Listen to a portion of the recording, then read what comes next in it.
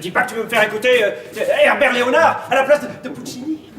La variété au sens diversité, tu vois. Le lundi du Bach, le mercredi du Schubert, le dimanche du Brahms. C'est encore une note. Hein. Je ne te demande pas d'écouter autre chose que de la musique classique. Je suis compréhensive.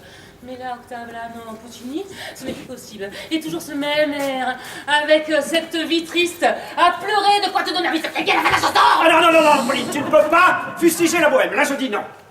Mais tu m'as mal, oh Mimi, m'appelle quelle de ça? Si encore elle finissait par savoir pourquoi elle appelle Mimi. Mais non, 10 minutes à nous faire frissonner dans le vent d'hiver, à nous bassiner avec ces histoires de bourgeons et de broderies qui éclosent dans les vases. Mais enfin, comment peux-tu écouter ça en boucle? Mais je te comprends plus, Pauline. Avant, tu l'aimais bien, l'air de Mimi, souviens-toi, ma bichette. Peut-être qu'avant, j'aimais Puccini comme on aime entendre un air de Herbert Léonard. Mais ça, c'était avant de le supporter en boucle dans mon appartement 7 jours sur 7.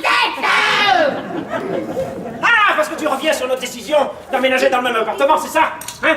Non mais merde, Octave. Je ne savais pas qu'en venant vivre avec toi, je signais aussi pour cohabiter avec cette Mimi et son autre problème. Quand je rentre chez moi le soir, j'ai envie de trouver du réconfort. De la chaleur, de la joie de vivre. De la joie de vivre? Ben oui, quand j'ai soldé des comptes, calculé des budgets, essayé de redresser des bilans négatifs toute la journée, oui, j'aspire un peu de positif, tu vois. Et tu veux que je te dise? Ton problème, c'est que tu ne penses qu'à ton bonheur individuel. Voilà. Quoi? Oui. Le fait que des gens ont des situations difficiles, ont une vie malheureuse, ça te passe au-dessus. Ça te concerne pas, madame la bourgeoise, hein? Parce que le fait que Puccini me gonfle fait de moi une citoyenne sans cœur. Hein? Incapable de tendre la main à son prochain. Il y a des fois, où ton raisonnement m'échappe. Écoute-moi bien, ce qui est clair, c'est que si Mimi chantait les louanges d'une vie tranquille, bien rangée, bien nourrie, tu applaudirais. C'est la misère qui te fait peur, voilà.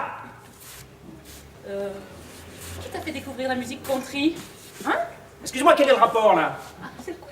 Oui, je vois pas. C'est quoi la country si c'est l'histoire de ce pauvre loser qui pleure à la fille qu'il a perdue? Oh oui, je vais noyer mon chagrin dans l'alcool, Caroline. Elle ne reviendra pas. T'es une fille sans cœur, en fait, c'est ça ton problème. Et grand corps malade? Qui a le CD dans sa voiture, hein? Mais ça n'a rien à voir, tu l'as acheté pour le Téléthon, t'as même pas encore déballé le CD, alors c'est pour te dire. En tout cas, pour Mimi, on peut rien faire, hein? Ça fait un siècle qu'elle meurt sans que Rodolfo ne lève le petit doigt, hein? Et je ne vois pas pourquoi c'est moi qui devrais en faire les frais, hein? Je suis peut-être insensible, c'est possible, et c'est peut-être pour cette raison que je suis comptable et pas assistante sociale. Bon, donc en gros, il faut que tu arrêtes d'écouter Puccini, c'est ça? Oui. Mais je ne peux pas, moi. Tu ne peux pas. Ouais, non. Tu ne peux pas rentrer à la maison et te saisir d'un autre CD que celui de la... Non. D'accord, mais écoute, foutu pour foutu. Je consens à écouter la Tosca. Mais c'est impossible, la Tosca. Ne m'aime pas de la même manière, tu comprends? C'est déjà moi. Mais non, je ne peux pas laisser Mimi. Tu ne peux pas laisser Mimi. Non.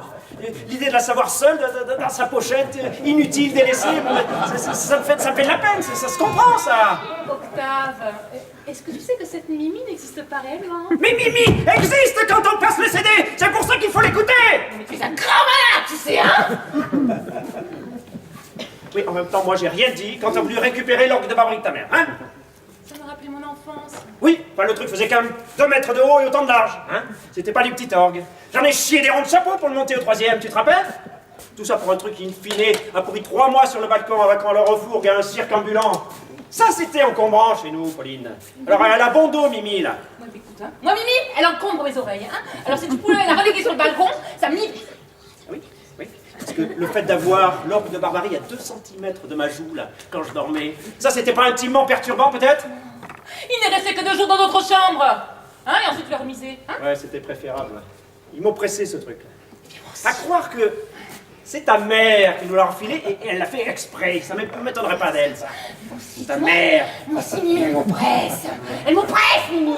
Alors si tu pouvais la reléguer elle aussi sur le balcon, oh, ça me libérerait. Oui, donc en gros, il faut que je choisisse entre toi et Mimi, c'est ça? Absolument.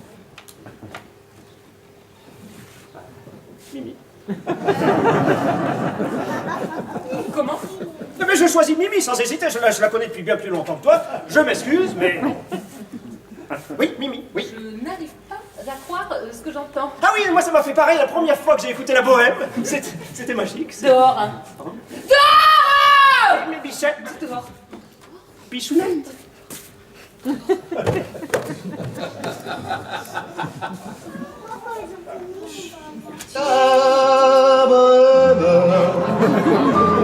La bohème, ça voulait dire on est heureux.